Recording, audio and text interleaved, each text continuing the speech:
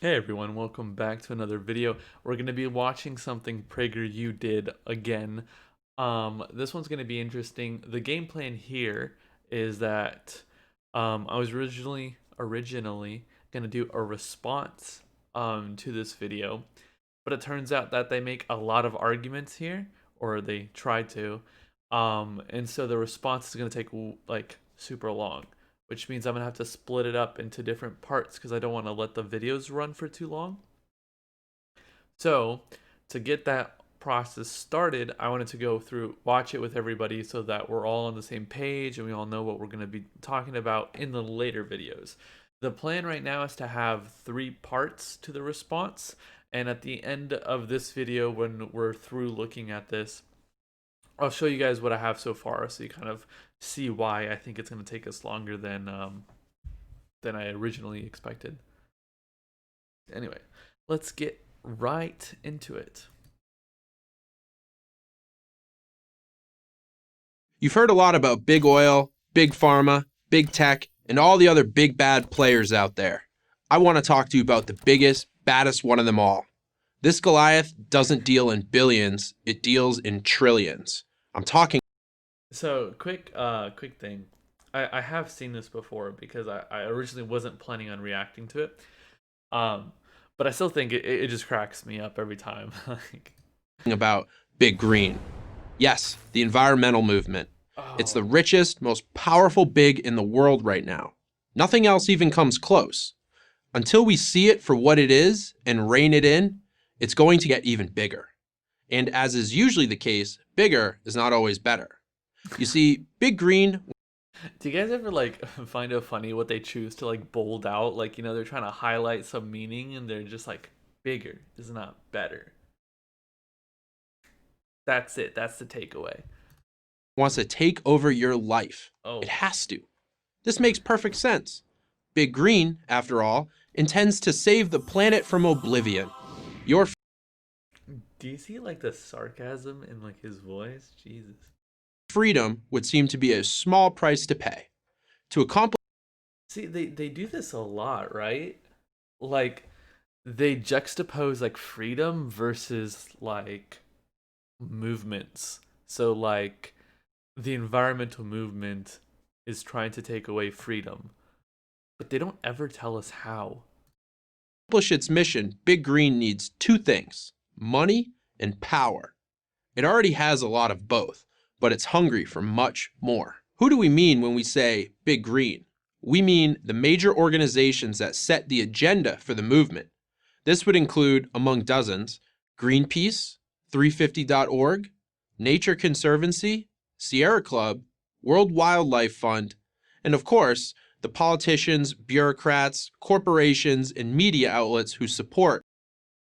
So here's the part that confuses me when like they make these arguments, right? Like the major organizations that set the agenda for the movement, okay. But like then he doesn't tell you about what that agenda is or why it's wrong. They just want you to assume that having an agenda in of itself is a problem. Like having a goal is the problem. Make it as if it's like somehow disingenuous because they don't really care about anything other than accomplishing their goal. But if like the goal is good, then where's the problem, right? Like they'd have to show us that like there's a problem with the goal, and they don't really do that. And promote their agenda. Before we get any deeper into this, let's stipulate a few things. The climate is changing. It appears, though we can't be sure, to be slowly. This next part's really good. Listen to the way he says everything, right? Like it appears, but we can't be sure that it's getting warmer. Like presenting yourself as like, this person who's willing to, like see both sides. Like yeah, like there is some research that says the planet's warming, but like there's conflicting evidence. We can't say 100% why. Like they do this to seem like reasonable, but like it's like if I said, sometimes I feel like the sky is blue during the day, but it could be cloudy. Like you just never know. Like yeah, no shit. Like what the fuck? Warming. If it continues to warm, it could cause serious environmental problems sometime in the distant future. Sometime in the distant future. Industrialization probably plays a role in this warming process. Industrialization probably plays a role. Like look at the way they say everything. Like just warming might be happening. Oh, the climate might cause some problems sometime in the future. Not for him, but for his kids and grandkids. Who knows? That's not what's important right now. Reasonable people should be able to agree on this. Democrat leader Nancy Pelosi and Republican leader Newt Gingrich actually once sat down together and said as much in a public service ad they made in the 1990s. But Big Green has no interest in That's being crazy. That's 30 years ago, my guy. Don't you think that, like, if it's been 30 years since then, we should have had more consensus on the issue? So where have we gotten since then? reasonable. Reasonable doesn't get you money. Reasonable doesn't get you power. So let's talk about the money. Greenpeace, Nature Conservancy, World Wildlife Fund, and Sierra Club all have financial assets in the $100 to $300 million range. Name a Fortune 500 company, and chances are they're writing big checks to Big Green. Banking. Look at the way.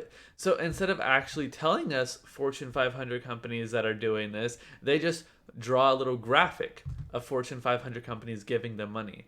But then at the same time, I'm going to be looking into this, but I'm very certain that those same Fortune 500 companies have some investments in oil. But they don't tell you about that now, do they? Giant Citigroup, for example, has committed $100 billion to combat climate change. Spoiler, I looked into this, and the $100 billion that Citi used went towards things like giving people clean water, planting trees. Do you like what is it? It's not deforestation, but like replanting places that have been like deforested, whatever. But like they did it for like relatively like good things around the world too, like in all seven continents. Like they poured some of this money into it. But the way he says it, as if like just a mere fact that they got money is like a bad thing. Like no, if like they did something positive with the money, then that's completely different. But like again, doesn't But the matter. real money is at the government level. In 2009, the Obama administration directed more than $110 billion to be spent on renewable energy investments under the American Recovery and Reinvestment Act alone. What the taxpayer got for this investment, other than long forgotten $500 million boondoggles like Solyndra, is hard to say. According to the best economic models, What the hell does boondoggles even mean? I looked into Solyndra. It's apparently like a company that was supposed to do something with solar panels and then went bankrupt. Which again, right? Like the money, if I put money towards like a reasonably good project, right? Like something that wants to, help with solar power or whatever, and it fails. That's not like a negative commentary on the actual goal of like solar power. It's just a fact that like the money went to some company that maybe like we should have done more due diligence on. And that's a comment on the process of how we choose who gets the money, but it shouldn't be a comment on the actual goal of giving out the money. Whatever. the Paris Climate Accord will cost the world $1 to $2 trillion every year. Total cost for the Green New Deal, $52 trillion, minimum. But money is only a means to an end. The end is power. Notice how when they talked about the Paris Climate Accord, they said 1 to 2 trillion every year. But when they talk about the Green New Deal, they don't give you a timeline. They just say a big number, right? Like if a program is supposed to take a century of like rolling out and creating new programs and whatever, and like each year it costs you let's say $10 billion. At the end of that century, it's gonna have cost a trillion total. But it doesn't mean like the point here I'm trying to make is like they specifically omit the timeline to make it seem like a bigger number than it probably is. Oh, and I'm sure that their number is also probably like a little overinflated. The power to transform society into what they think it should be. That's what this is really about. Here's how Shoykat Chakrabarty, the architect of Hold on. what they think it should be. Minimum. But money is only a means to an end. The end is power. The power to transform society into what they think it should be. That's See, here's what I mean. Like, he's saying all these big, scary things, like to transform society into what they think it should be. But like, what is that? What do they think society should be? Like, what is it that's so bad? Because if they want society to be a place where like we don't die of like malnutrition, where everyone has clean air to breathe, where rainforests aren't being chopped down for paper and all these things, then well, maybe like that's not so bad. But go off. what this is really about. Here's how Shoykat Chakrabarty, the architect of the Green New Deal, described it to the Washington Post. It wasn't originally a climate thing at all. We really think of it as a how do you change the entire economy thing. Maybe you like all this, that's fine. But don't pretend it's about protecting the environment. Chakrabarty was being honest. You should be too.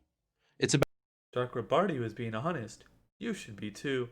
Like, look at the way that like they kind of like talk down to like people that think that the environment is a problem. Like, yeah, the Green New Deal is a jobs program that happens to also solve a lot of environmental problems we have while creating jobs for doing that. Like, you're still not telling us what's bad here. You're just saying what it is in kind of like a negative tone, and then like that's the argument. about transferring more and more power to the government at every level, federal, state, local. And the way to get the power is to gin up scary scenarios. The planet is burning. The seas are rising. We're all going to be dead soon unless we listen to those masters of disaster. Yes. Yes. Al Gore, Bill McKibben, and Greta Thunberg. And what have all their horror stories led to? A generation of young people who have nightmares about a planet burning up around them. California's literally been burning up around everybody. The smoke this year was so bad from the forest fires, it was traveling to fucking Europe. Poor people who pay higher energy bills than they need to because of massive subsidies for wind and solar. This is so stupid what he says here. He says poor people have to pay more for electricity because of subsidies to wind and solar. How does that make any sense? Right? The only way that could affect poor people is if you're saying that instead of giving subsidies to wind and solar, we should give them to gas companies. Because if the gas companies got subsidies, your electricity bill would be cheaper. That is literally the only way that argument makes sense. And he's not so again, right? Like the problem isn't government, it's just that they want the money to go to oil companies instead. Like that's all he Power. wants. Millions of birds, including endangered ones, dying, sliced to pieces by wind How many fucking animals got killed in oil spills? Like, this is so stupid, dude. turbines. Yet in the midst of all the planet is burning fear-mongering, the world is cleaner, healthier, and richer than it has ever been. Deaths from And it's because of the environmental movement. You moron. natural disasters are at all-time lows. But the amount of natural disasters is at all-time highs. Here's why.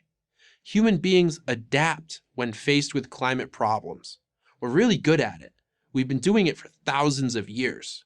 Sea levels rising, build taller and better seawalls. That's what the Netherlands did. A good chunk of the country, including its international airport, is below sea level. Need more water? Spread the gospel of drip irrigation and desalinization. Israel. So all of this is to say, like, don't stop polluting the environment. Just find workarounds, bro. Just like figure out a way to do both. Like, we need oil, so like all of the bad things that oil has done to our environment, let's just figure out ways around that because we gotta keep the oil. That's the argument.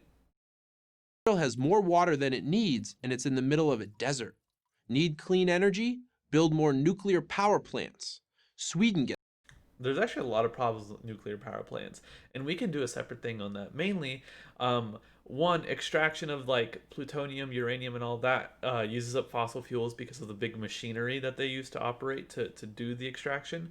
Then they also use a bunch of like slave labor basically, and like people in I think Nigeria, where France gets a lot of its plutonium or uranium from, have cancer, like like so much radiation and like health problems as a result of like the mines that no one seems to care about.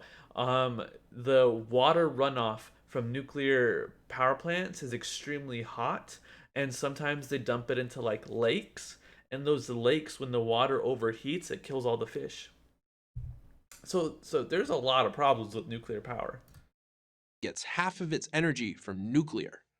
None of these simple, practical solutions makes much of an impact on Big Green. You don't raise money off of common sense, and you don't get political power telling people how good things are, The irony.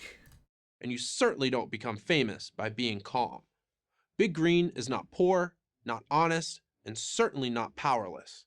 It's time we all plug into that truth. I'm Rogan O'Hanley, aka DC Drano, for Prager University. Oh Thank my god.